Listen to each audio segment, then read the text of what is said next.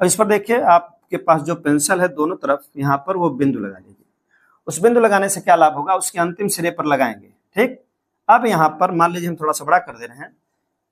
इस बिंदु पर आप प्रकार रखिए जिसको गोला प्रकार कहते हैं। अब गोला प्रकार रहकर कोई भी दूरी, आधे से अधिक वाला मैटर यहाँ नहीं है, कोई भी दूरी भरिए। उसके बाद सुई वाला भाग यहाँ रखिए।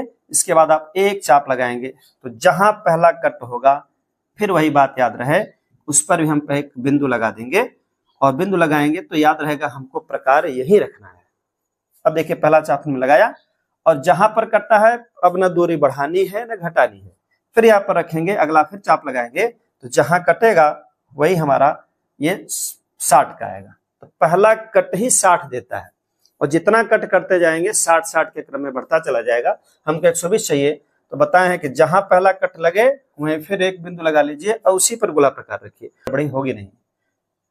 फिर दूसरा कट यहाँ लगाएंगे, अर्थात दूसरा कट लग गया तो यहाँ पर कटा, बताएं पहला 60 पर लगता है, दूसरा 120 पर। फिर बताए हैं कि एक बिंदु फिर लगाइए। अब इन दोनों बिंदु को आप पटरी की सहायता से, मतलब फिट की सहायता से मिला देंगे, आपका 120 अंश का कोण तैयार हो गया। ये हमारा 120 बन गया। तो आइए फिर से